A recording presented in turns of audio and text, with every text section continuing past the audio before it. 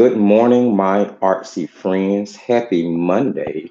Welcome to our regularly scheduled Monday morning live right here on the Thrifty Apprentice YouTube channel at 11 a.m. Central Standard Time, sponsored by Defiant Arts. I am Ken, your Thrifty Apprentice, and we're going to get a few things done today. The main thing that we're doing is we are going to be doing a live review of the 36 half pan professional artist grade set of watercolors by Hippie Crafter.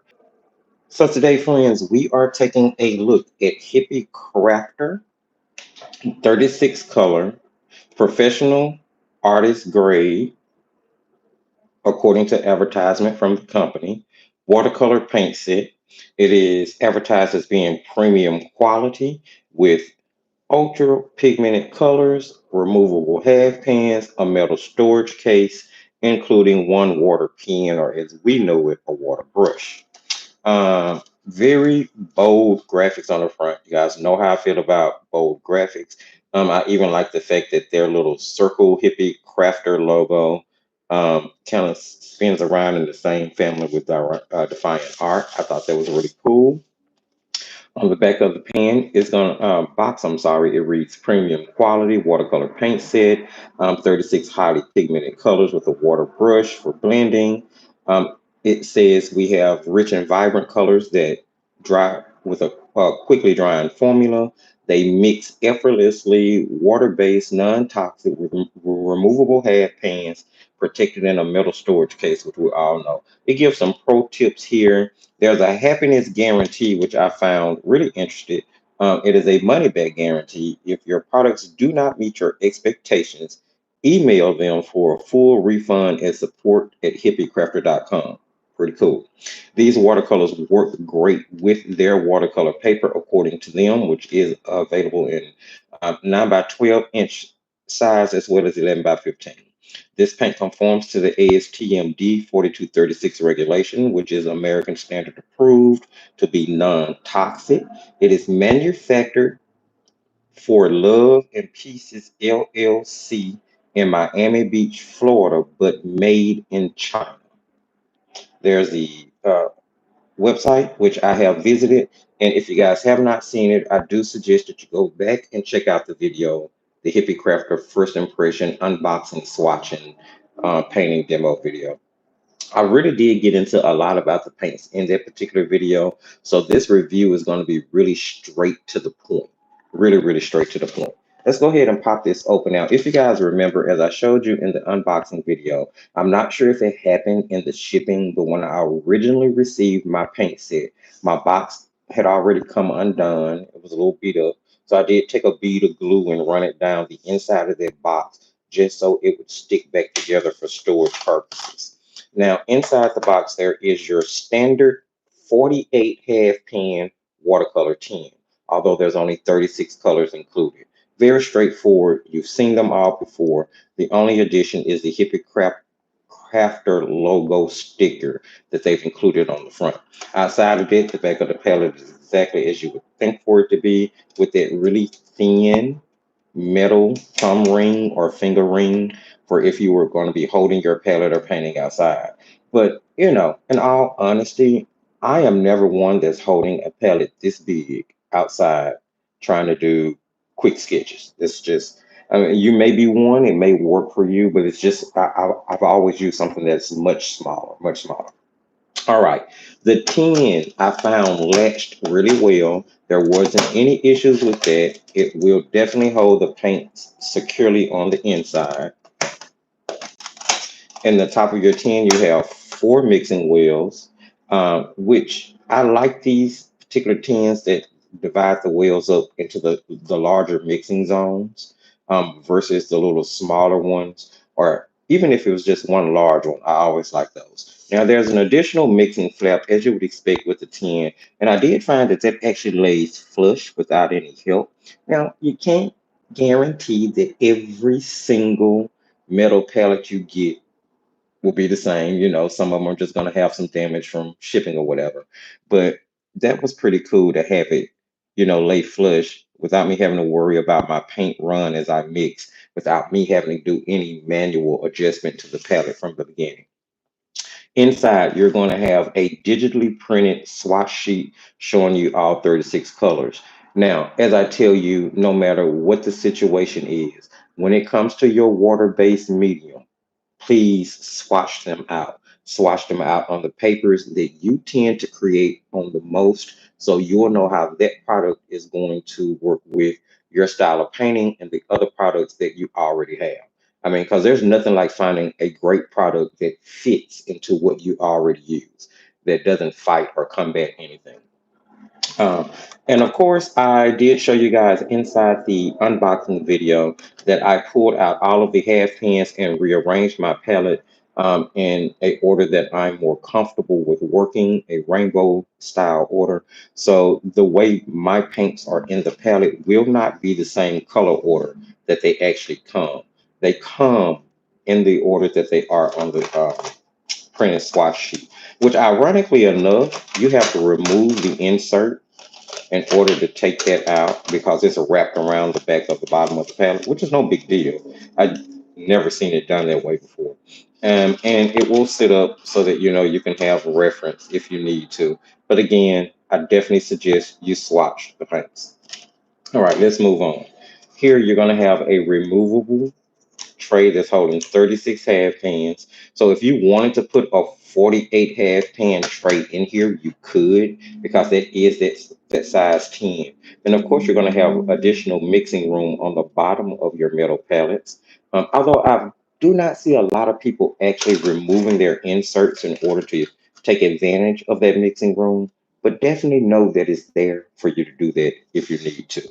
All right, you've got a large water brush that's included. It's got a medium head on it. Of course, it's a white nylon bristle brush. And this is one of the water brushes that has a continuous flow. There is no stopper in there to kind of, where you would have to press a button or a lever of any type to get the water to flow. This is going to be a continuous flow pen. So definitely something to keep in mind. Pretty big water barrel there. So you could fill this and maybe do two or three complete paintings depending on the size. Really good for like outdoor painting. And I've said that I was going to put a video together specifically on water brushes, their uses, the different sizes, the different qualities. The thing is, 85% of the ones I run across all fall into about the same realm. So I'm trying to get a collection of of different ones together, different quality ones, so we could really talk about the differences they may have. All right, you got 36 machine cut paints that are put into your standard half pan. There's no printing on the pans. Hippie Crafter is what I consider a budget crafting company that specializes in crafting and art supplies for the hobbyist, the card maker, the journalist, the scrapbooker. Um, I'll say from the very beginning of this review, this is not what I consider a fine art paint, and we'll get to that in just a moment. This is definitely a creative, fun art crafting product, and that's the realm we're going to be reviewing and judging it from today. All right, all of the pans were filled pretty much consistently. As you could see, I just pushed one of those pellets down. That was something that I found about some of them, is that they did not seem to fit into the half pan exactly right, as if though the machine may have miscut them ever so slightly. Can't say that'll be the case for every single set. Just happens to be the case for my set. Okay. You have a very diverse range of convenience colors here. Lots of reds and yellows and greens and blues. It's a pretty decent earth range, although I will admit that a lot of the earth tones lean to more reddish brown. And we're going to talk about that a little bit more in a moment when we look at the swatch sheet. Now, the great thing is that you did get color names with everything. Everything has a color name. But with this being the quality of product that it is, stepping over to saying that this is not an artist product, it does not include any of your artist quality information. So you're not going to find pigment numbers, you're not going to find light fast information, transparency information, opacity. And I need you to understand that about the product.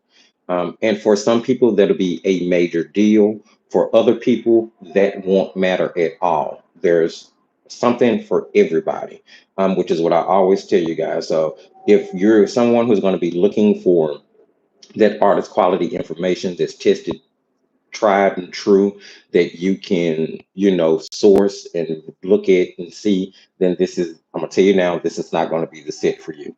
But with that in mind, let's press a little bit forward. So, qualities of the actual pellets, they are not chalky, they do not suck up water and dry. Actually, quite the opposite. The first couple of times I tried these paints or tried using these paints, I pre-wet the palette. What I found about pre-wetting the palette is that it actually seemed to hold the water on the pellet, so it made for really easy release when you pre-wet, but that also made for sort of goopy paint that you had to mix out on the palette before you took it to your paper. That way you wouldn't get too big of a blob or you wouldn't have too much paint on your brush at one time. Now I'm going to raise this up and see if you guys can see it. Let's see if we can get the light from outside to hit it just the right way.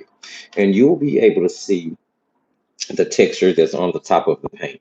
You can see that it's still pretty glossy now that they've been wet, although they are dry.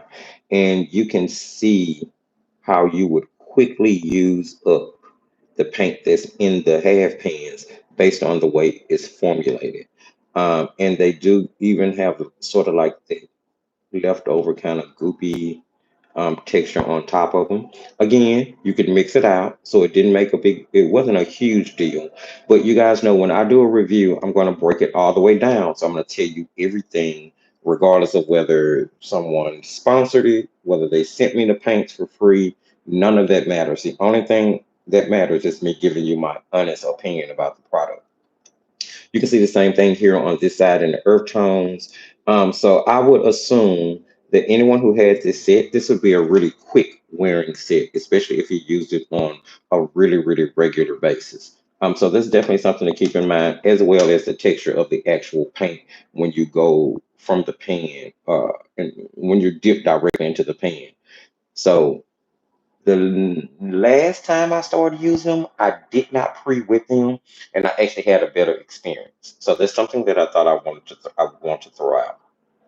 You got primaries, so you have a split primary palette here. You're going to get a warm and a cool version of your primaries, which is red, yellow, and blue. But outside of that, you probably have every convenience color you could possibly think of. So if you're someone who likes to mix, you could, but hold that thought because we definitely got to talk about that one. But if you are someone who do not like to mix and you like to paint directly from the pan and you want a wide range of colors, then this would be something that you might want to consider. But even with that said, I always tell you, in order to keep color harmony in your creation work, you do want to try to limit the number of colors that you use. Now, that's not always the case in every piece of art, but in most art. Okay, uh, so that's pretty much the physicalities of the paints. Straightforward. No huge, nothing huge necessarily to report outside of those things that I've already told you. So I'm gonna go ahead and close this up, and then we're gonna take a look at the swatching sheet. Now we're actually gonna do color mixing together on screen. Believe it or not, I did save that part, just so that we would have some type of coloring activity um, going on in the video. So here is the swatch sheet. Now I swatched the paints out initially on 140-pound cold pressed acid free watercolor paper. This is a Paul Rubens watercolor block. So it does have a sizing on it, and it's a bit of a texture, enough tooth to grab. As I told you, I reordered them. They swatched out okay. All right, let's start with, I put down a black line in order to test the opacity because I really wanted to know. Now, I honestly did not experience, and this is funny, stick with me. I honestly did not experience any residue from pretty much any of the paints doing my opacity test. So you would think that that would lead to, okay, maybe there's not a lot of fillers, not a lot of optical brighteners in it. So maybe as we start to mix, we're going to get really clean colors and blah blah blah blah blah. You start to get excited, having some high hopes there. The pigment did not disintegrate with water, which is something that you can find when it comes to really kind of economical watercolor paints, especially if they may have a lot of cosmetic pigments in it, like a lot of the sets that you may find over on Temu, right? Not to say that they're all bad, but some of them aren't exactly what you're paying for. But what I did find is that these did not break down. They kind of held saturation. There is a moderate shift from wet to dry depending on the paper that you're using. I did notice that, like, I'll show you on one of the paintings that I did with them.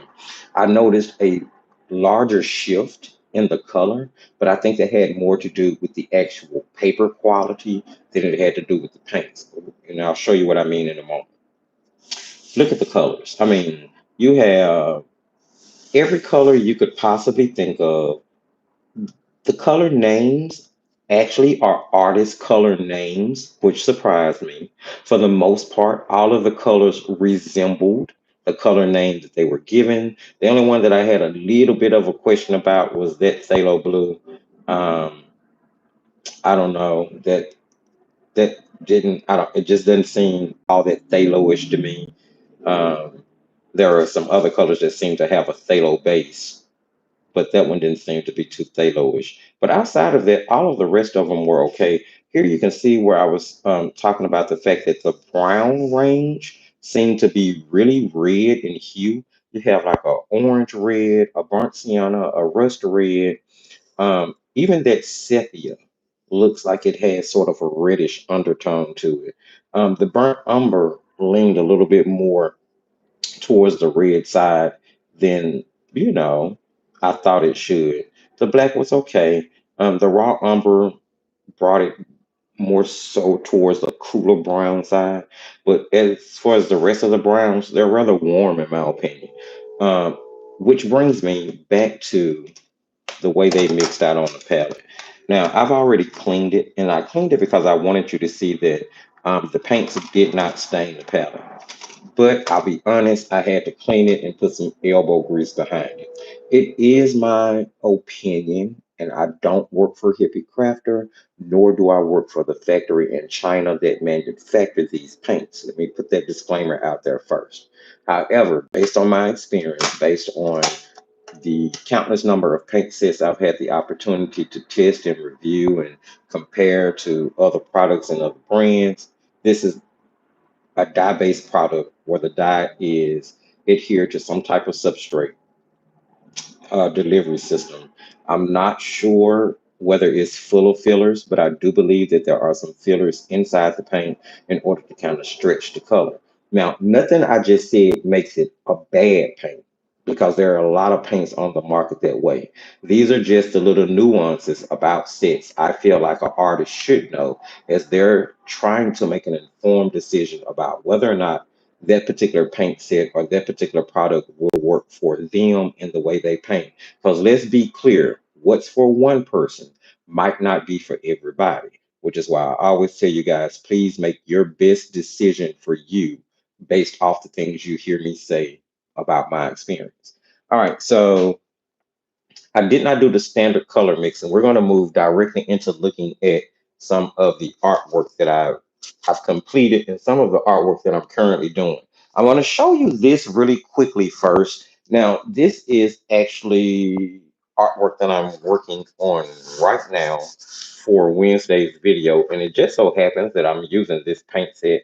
Now, whether or not this will actually be what makes it to YouTube for this coming Wednesday, I don't know.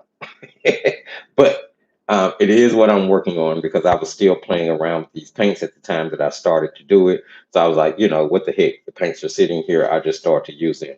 So it's kind of a really quick, up close, in your face, frontal, foreground view looking back into water of a birch tree with as you can see, I'm working on some rocks here in the front. It's going to have It's going to have grasses and reeds and all those things, birds and all those good things, and foliage. This is just the beginning base layer of everything.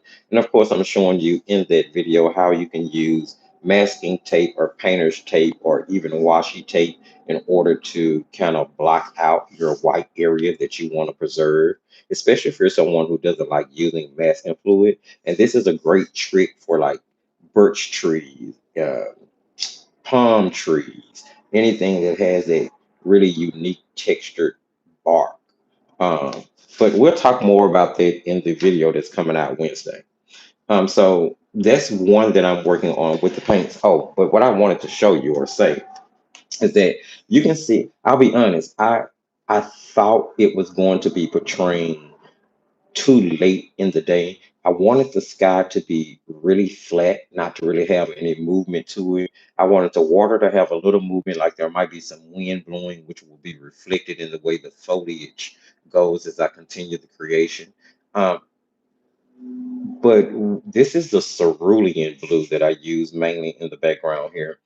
And what I found is that it actually let me do a flat wash really well. Like all of the paints seem to be uniform. There's no different characteristic from one paint to the other. They all seem to look the same in their washes. They look the same in mass tone. The only difference, in my opinion, is just the actual color, which again leads me to believe that they may be a little bit more dye based, because pigments are going to have their own individual characteristics.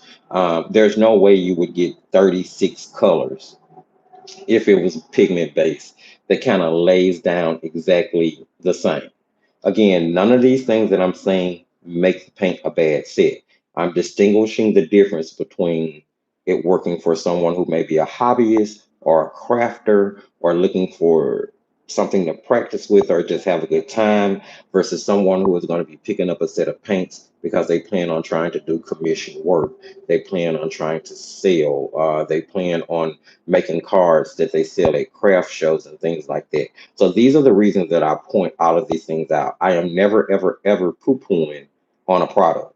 I'm only telling the difference between, the qualities of them.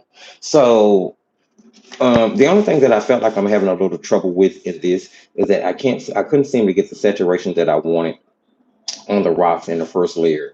And I did start to notice that, well, I noticed earlier, but here was a prime example of how um, they'll stay clean for one or two color mixtures. But once you start trying to mix 3 and 4 colors, you're definitely going to start to get mud. And the word mud is subjective because we call it mud when it's something that we don't want. And when we do want something that color, we call it a neutral. So, it really just depends on how you look at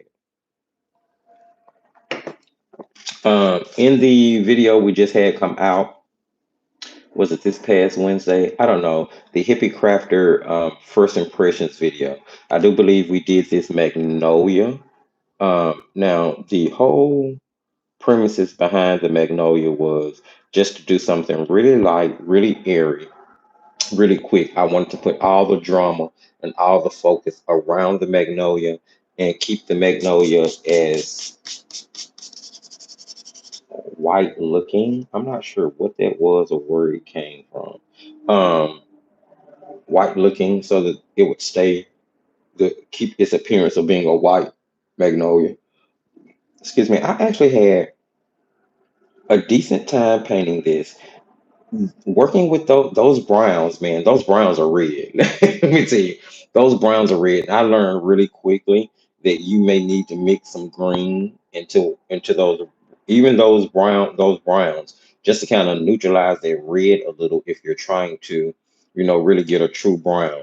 As you can see here, my my branch is kind of almost a redwood, oak wood looking, cherry wood looking color because I really could not.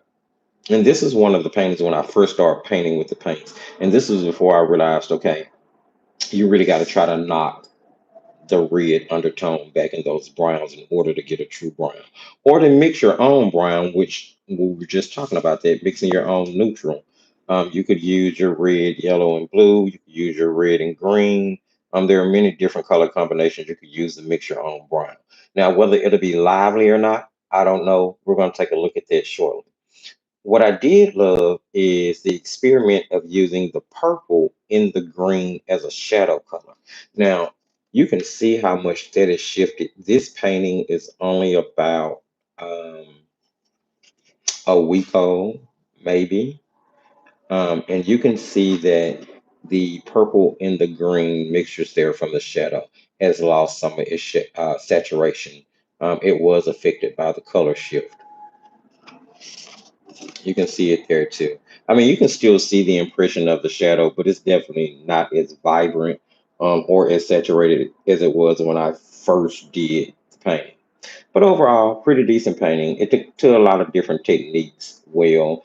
They took to the credit card technique that I normally use really well. Um, yeah, yeah, not too much of an issue. And then off camera, I also did this really quick landscape. This was initially going to be a video. You guys know I typically do these with you.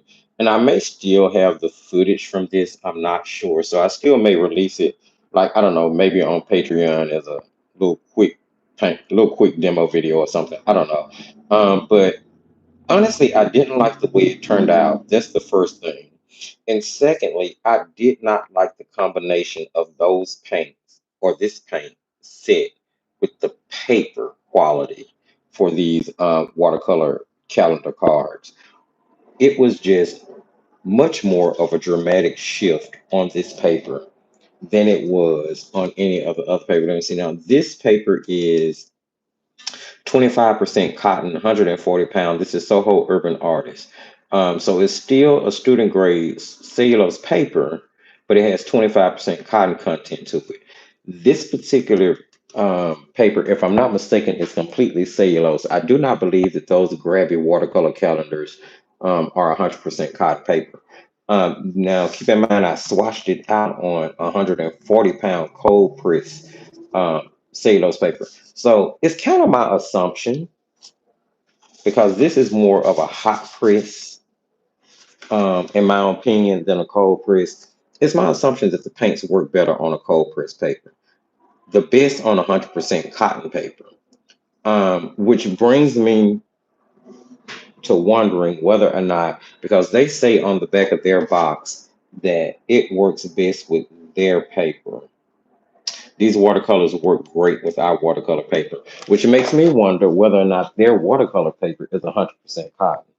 Because based on my little experimenting here, it definitely works better on a cold press. My first choice would be a cold press 100% cotton paper. My second choice would be a cold press cellulose paper. Let's just jump over real quick and take a look see and see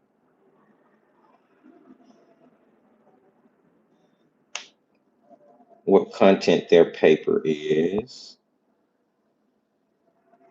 What am I looking for? Shop all. Here we go. I need canvas and paper. Okay. So the watercolor paper comes in 2 pack of water. Oh, I guess it's two in a pack. I guess that's what it is. Professional grade, acid free, neutral pH, cold press surface. So does it say the weight? 140-pound natural white.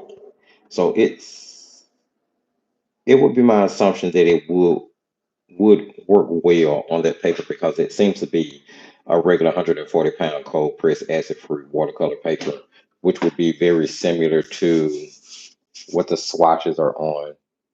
Um, this is being done on 100% cotton paper because I really did want to try them out on a 100% cotton paper versus a 25% cotton paper. So there are just some different examples, some different things that I've done. And jump in there if you are jump in the comment section. If you're live or if you're watching in a replay, jump in the comment section. Let me know if you guys are over on Patreon and you're interested in seeing it as a quick demo. I can throw it up. If you're interested in seeing it as a quick demo here on YouTube, but it was supposed to be a real time video. And yeah, I just did not like the way that that came out. But sometimes, the mistakes that you make can help others, which is why I say if you're interested, let me know and I'll get it up.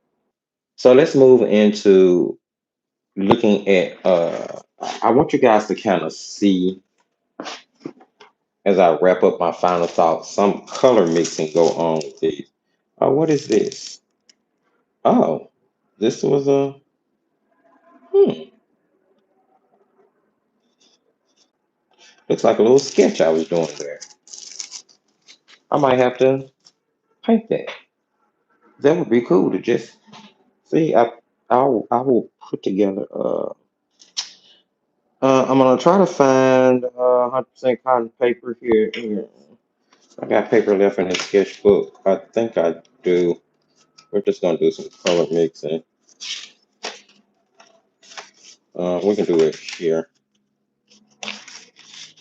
Yeah, let's use back of this. I just want to do some mixing now. This is Strathmore Visual Journal. I know a lot of people use this paper. It's 140 pounds, cold press. I don't think this is the one that's 100% cotton, though. And as you know, Strathmore paper is made in the U.S., which happens to be important to some people nowadays. So I do like to announce that. Yeah, I don't see that this one, I don't think this is cotton paper, but I think this one is made after the 400 series. But anywho, it's a 140-pound cold press paper. So I just want to do some mixes here so you guys can see how the colors would mix together. I have a number 6 round. And we're just going to go for, I guess, trying to make some primaries here. Let's start with lemon yellow. I just wanted you to see the paints. Well, that's me getting some blue in it, lemon yellow, which makes the surface of it green. That's not what we're trying to swatch, so let me clean that. And I'll do this and I'll just kind of tell you, my final thoughts on everything. So the paints don't have the everything, there's something for everybody. Let me say it like that. I am not one to say that the paints are bad because I don't think they are. I'm gonna go for 4N would be the magenta here. So we'll do a color wheel with lemon yellow, magenta, and there's not actually a named ultramarine in here. The closest I found to even feeling like ultramarine, let me see, is one, two, three, Prussian blue, steel blue. This one, I think. Mix that out. Yeah, that's the closest, to ultramarine, I believe, in the set. They don't actually have a named ultramarine in here. So we'll let that be our first color wheel. Let's go ahead and do some mixes with it. We'll grab some yellow. And as you can see, it mixes out pretty cleanly. This is the set for your card maker. This is the set for your scrapbooker that's looking to add watercolor um, pages to it. I'll go ahead and mix that yellow with some ultramarine. Let's get us a green here and see what goes on. This is the set for junk journal lovers who want to add watercolor elements to your junk journal. This is the set for the card maker. This Mag's making cards. You're going to send them out. You don't really, you know, once it leaves, the card is gone. You sent some love, and now you're moving on with your life and your world. This is a set for someone who is picking up watercolor as a hobby.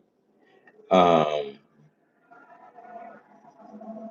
what time? What time is it? I have to keep track. Okay, I'm doing good. And then we're going to mix it with a little of that magenta. Let's see what kind of orange we're going to get here. This is a set for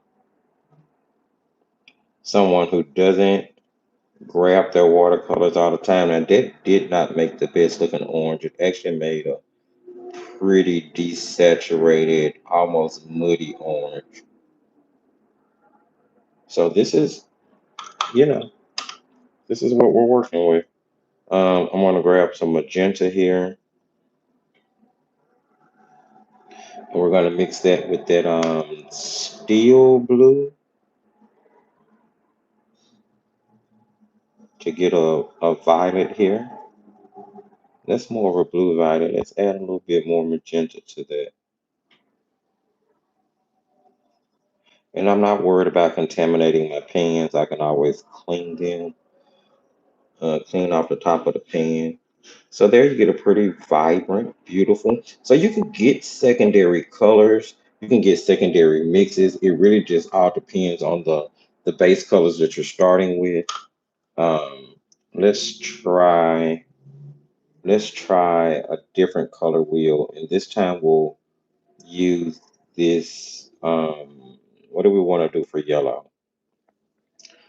I want something more on the cooler side. Let's go for this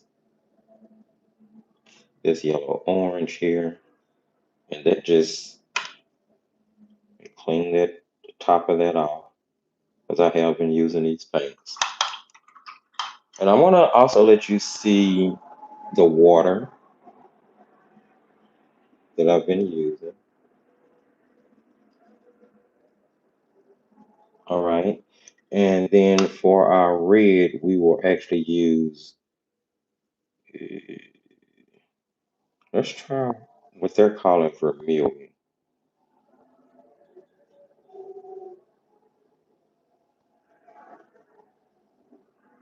And then we will use, there's a cerulean. Let's go with cerulean, what they're calling cerulean. I have no idea what any of the pigments are. So, yeah, we're just having to take, when it comes to sets like this, you could just have to take the company's name and run with it. All right, now let's do some mixes with those and see what we get. Who this set is not for. Now, because I'm always honest, who this set I feel like is going to disappoint. If you are someone who cares about knowing the ingredients of your paint, knowing what's in them, you're not going to find that information that I'm aware of. So you may be a bit disappointed with that. If you're someone who's looking for a super transparent paint that you can do multiple layers, I don't think that this is going to be the paint for you. Um, I just don't think that after maybe the second layer, I don't think you're still getting transparency. So, something to think about. I just mixed vermilion and that is really weak. Let's try that again. That's probably my fault. Let's put some paint in there.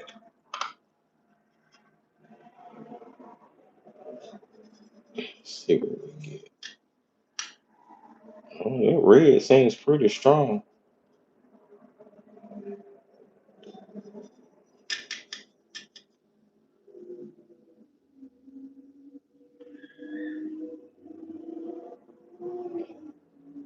It's orange. It's more of a reddish orange, more of like a blood orange. Um, but it's definitely there. Let's see. Let's go with Hey View. Hey Tisa. Hello Carol. Welcome, ladies. Welcome. We are wrapping up this review and getting ready to do the announcement for the giveaway very shortly. I'm gonna mix that with that cerulean. Now, and these might not have been the best color choice. Let's be clear. But it's good to know the different color combinations because like if you were making a color chart out of these paints, you would end up having to mix all of these anyway. That's actually beautiful green.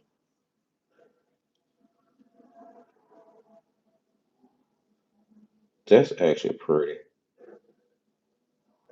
Love that. And then let's do some of that red. What were we doing? Vermilion? Let's do some of that vermilion. That vermilion is a beautiful bright red. Okay, and this is what I was talking about earlier.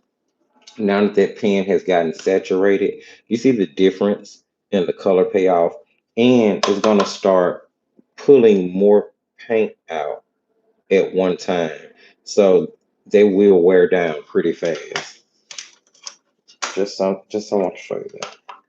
And then we're going to mix that with cerulean. Oh, that's gorgeous.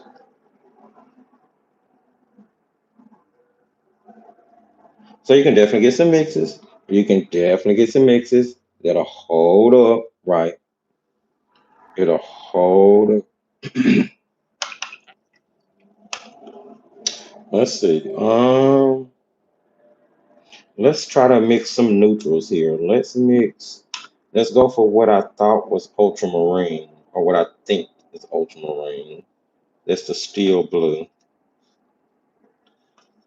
And then we're going to mix it with what they're calling burnt sienna. Like I said, these browns are very red leaning, in my opinion. Um, Too much so, honestly. So there is, it's actually not a bad neutral.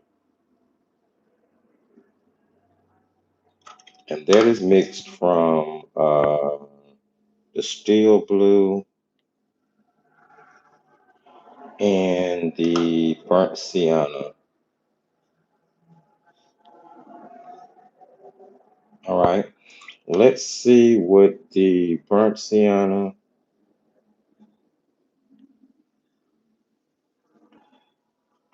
and what they are calling Prussian blue is going to give me.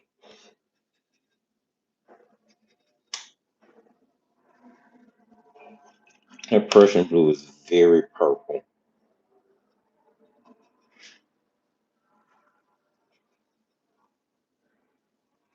I mean, very purple. That neutral is purple too. But it would still be a beautiful neutral. It would still be really pretty in shadows, you know. Um, so don't count it out. Definitely don't count it out. Let's go for I'm feeling the neutral mixes you can get. Um, let's go with raw umber. We're just gonna see here. Now, raw umber is not a color you find in a lot of convenience palettes, or should I say, a lot of budget palettes, especially the smaller sets. Now, because it has 36 colors in it, it makes sense that it's in here. But typically, in a 12 or a 24 set, you're going to find either like a burnt sienna, a burnt umber, um, raw umber is not in many of them. I can definitely tell you that. Let's go with the steel blue, which is closest I can find to ultramarine. And let's see what we get from mixing that steel blue. And I'm gonna throw raw umber in it. It almost went Prussian right away. Not bad.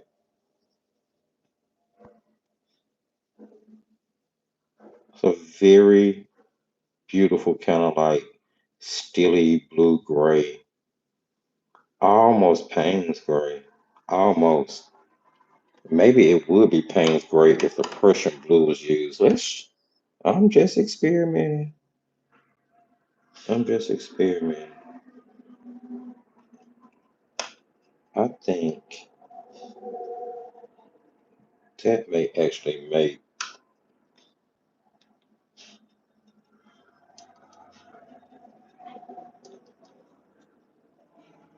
That might actually make the paintings great. Let's see.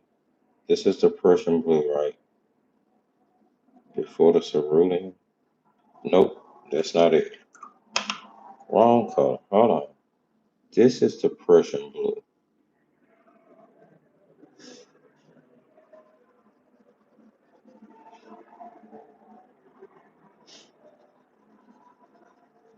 Oh wow. Yep, that's gorge. So this is what I was saying earlier from my painting experience. Single mixes can be done. So overall, friends, here is what I'm saying about these paints. For the category that they fall into, which again is your fun, creative, crafty brand of watercolors, I think they hit the mark. I think they hit who they're targeting. I think that you get quite a few colors in a pretty well balanced color set that has primaries, that has convenience colors in it. You can do clean secondary mixtures as long as you remember your temperature and your color wheel as you're mixing. Um, you can get moderate amounts of layering from it, up to 2 layers. I do think that 3 to 4 layers is kind of pushing it. So if you're like a realistic type artist, these might not necessarily be the paints for you, but they will definitely be something that will fit into the realm of being able to practice with. Um, so I definitely think the paints hit the mark for that. Who they're not for, as I've said before, is your artist that's going to be super hyper fixed on artist information, super hyper fixed on transparency and high quality pigments inside your paint. Because again, it is my belief that this is more of a dye-based product. Does not make it a bad product. I'm going to keep emphasizing that it's just not a. I don't believe it's a pigment-based product. If I had to say that if I was saying upon being asked, do I recommend the paints? That would actually be depending on what you're going to do with them, um, based on everything that I just told you. They can definitely be used in the workroom, in the studio. I personally could see myself grabbing them on a regular basis to practice with because they are economical, because they're affordable, because I won't feel like I'm wasting a quote unquote precious product. These would work well in a classroom setting. If you are someone who does like paint parties or sipping seeds, or maybe you teach at your local library or your local nursing home. Maybe you are doing an after school program, or you actually teach inside a classroom in a school that still has an art program. Like if you're looking for something that could be purchased on large scale and would still give you the quality to not frustrate the person that's using them, then I would definitely say go for these paints. But this is not something that I'm going to ever tell you you should be using for a commission based work. If I had to give the paints a star rating on a scale of 1 to 5 in their respective category of being a craft paint, then I would put the paints at a 4. Um, and the only reason I put them at a 4, you guys know I am hard on companies when it comes to information, even if it's not an artist product. Even if it's not an artist product, I still think budget companies should push to at least get as much reference information about the paints from the manufacturer as they can. And please let me say, I am not being hard on these companies. You guys know, well, I am being hard on them, but it's not that I don't understand because I work with releasing my own product. So it's a balance, but I do believe that there should be some type of, even if you don't tell me the light fastness of them, even if you don't tell me the transparency of them or the staining or any of that, what series they come from, even if none of that information is presented, I think that pigment numbers, even if a pigment number referring to the dye color that's in the paint, regardless, because dyes and liquid-based watercolors come with pigment numbers as well. So I just think that there's information that should be presented. If that information had been on the packaging or included in the packaging, Oh, and a swatching sheet actually included inside the tin would have been nice as well. You know, of course, we all have our own paper, but I just think that would have been nice inside the tin. Those two things would have probably given it a higher score, but 4 out of 5 is not bad, especially for a craft paint. So the cost of these paints are going to pop you for, they're not expensive, but I'm trying to put it up so you can see it. They're $33.99. Um, and I am actually on the actual Hippie Crafter website. Now, I am going to put up a posting where I'll have a little code for you guys where you can save 10% off the paints. When I do the video description, keep in mind that the edits for this will be done tomorrow. So the replay for this review where I've, kind of script everything down and I'm only talking about the actual product will hopefully be ready by tomorrow evening, up and loaded. And at that point in the video description, you will be able to find a 10% code for the paints if you're interested in them. 33.99, 36 half pan colors in the crafting realm is not bad at all, especially when you compare it to the other products that are in its same category.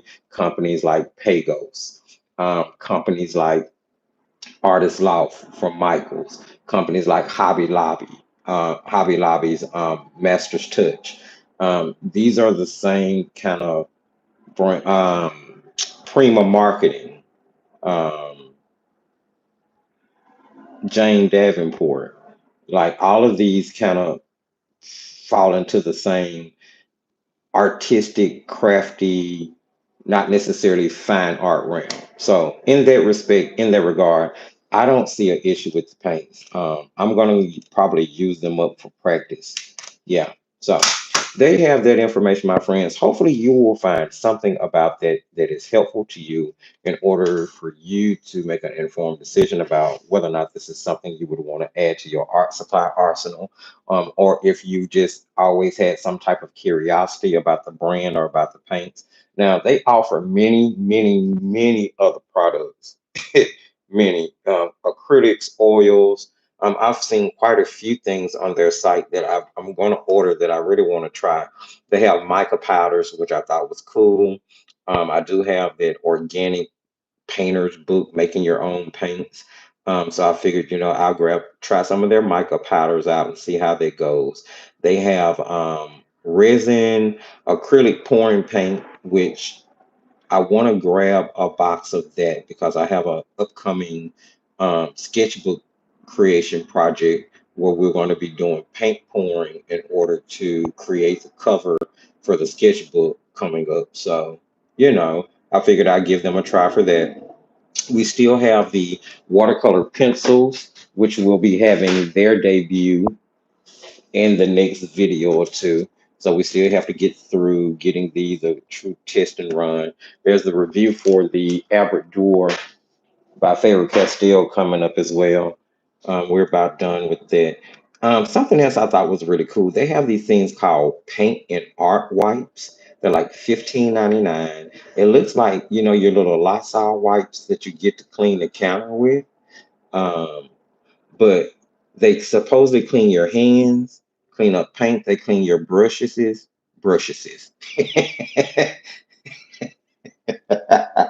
They clean your brushes, canvas, um, adhesive, epoxy, and more. So this will be cool. This will be cool. I want to get it a try and see how well they work for just kind of cleaning up the studio.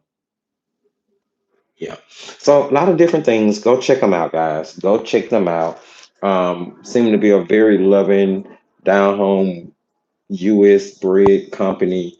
The representative Aaron that I've communicated with a few times has been extremely nice and extremely helpful. So yeah, definitely give Hippie Crafter a consideration if you're looking for a really nice budget friendly um, paint that you could use to practice and just kind of have your way with.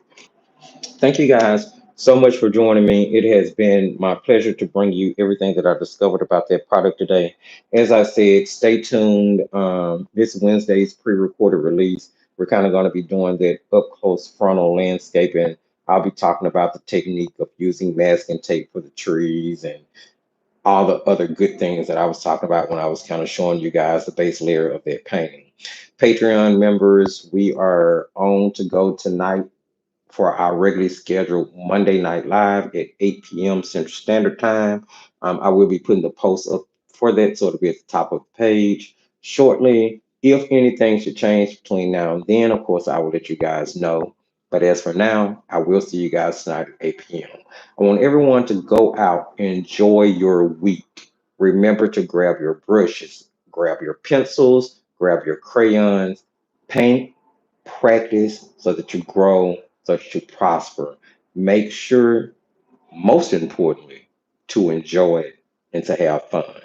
I'll see you guys back here next Monday at 11 a.m.